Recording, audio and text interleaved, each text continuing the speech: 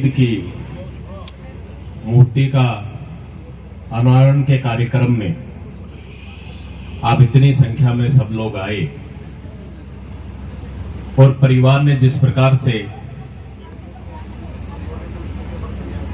एक शहीद की इस मूर्ति लगाकर जो कार्यक्रम आयोजित किया, हम सब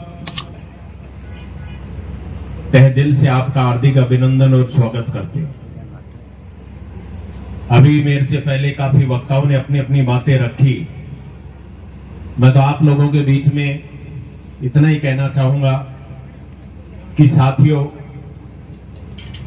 हमें गर्व इस बात का है कि अपने भारत मां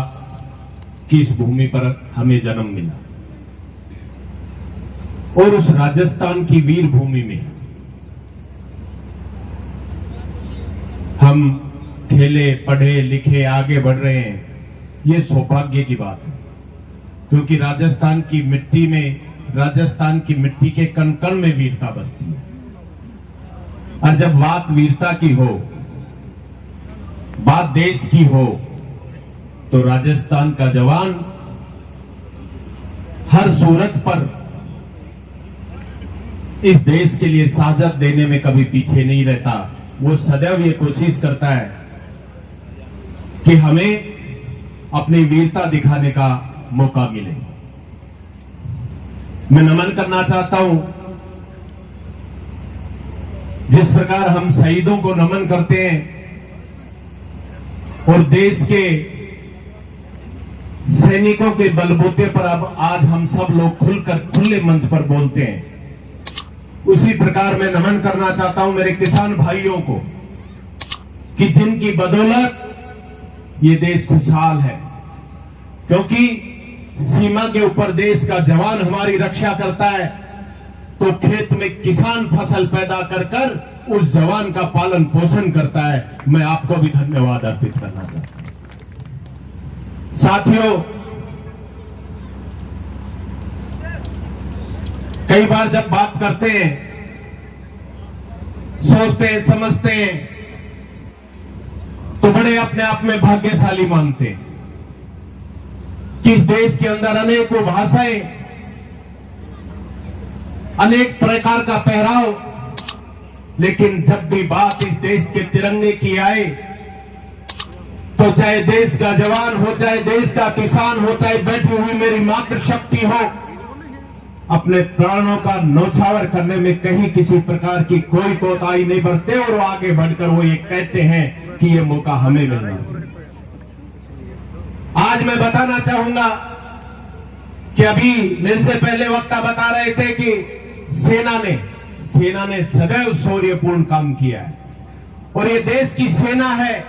जिसकी बदौलत हम गांव ढाणियों में, शहरों में खुली सांस में हवा ले रहे हैं।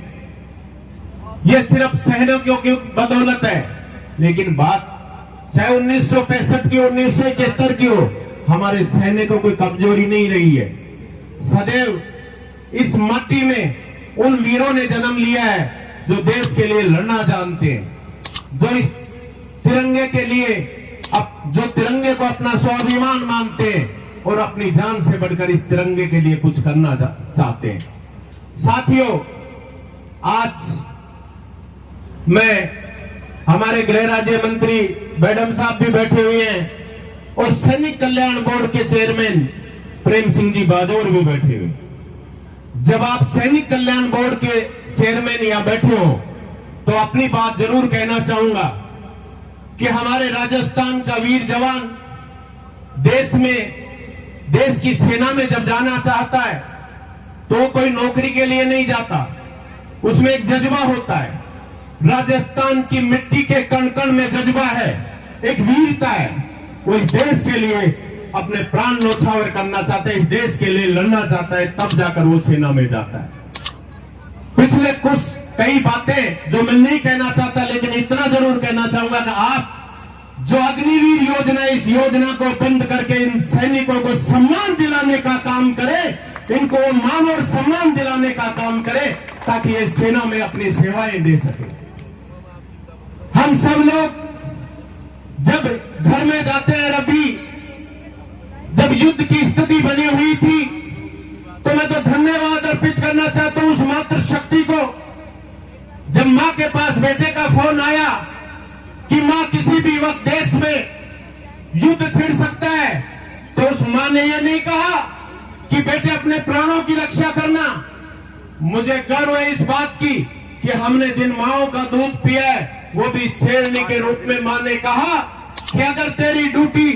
इस सेना में आई है और युद्ध क्षेत्र में तू है, तो अपनी मां के दूध की लाज बताना। ऐसे इन माओं को नमन करना चाहता हूं, ऐसे इस राजस्थान को नमन करना चाहता हूं। साथियों, स्थिति परिस्थिति बदलती है, लेकिन राजनीतिक रूप से हम सब लोग मजबूत हो या नहीं हो,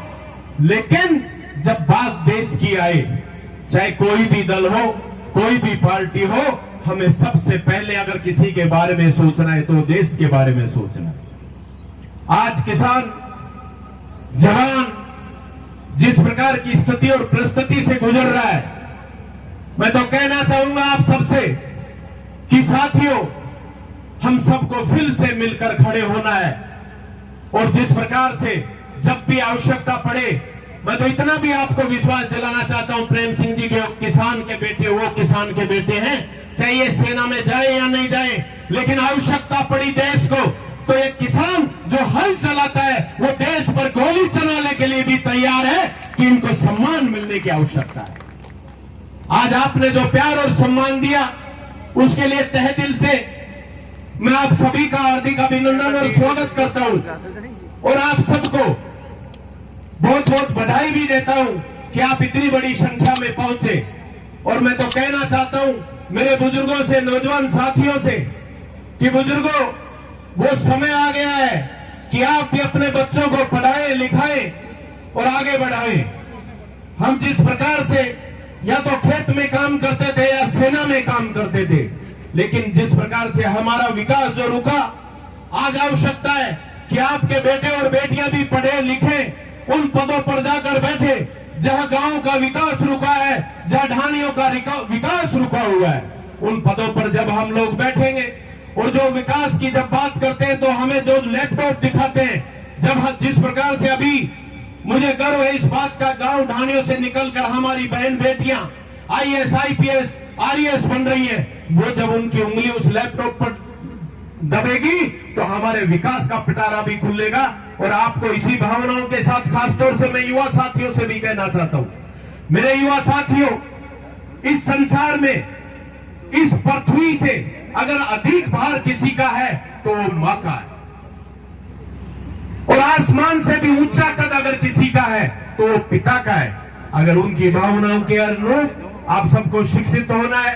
अच्छे संस्कारों के साथ आगे बढ़ना है, इस देश का नाम रोशन करना है, और जब भी आवश्यकता पड़े तो हम सब मतभेद भुलाकर एकता के साथ इस तिरंगे के नीचे चले, यही हमारी सबसे बड़ी पहचान है। आपने जो मान और सम्मान दिया उसके लिए धन्यवाद। अगर अभी तक आपने चैनल को सब्सक्राइब नहीं किया है तो चैनल को लाइक, शेयर व सब्सक्राइब अवश्य करें। जिले की तमाम छोटी बड़ी खबरों को जानने के लिए बने रहे वॉइस ऑफ कोटपुतली के साथ।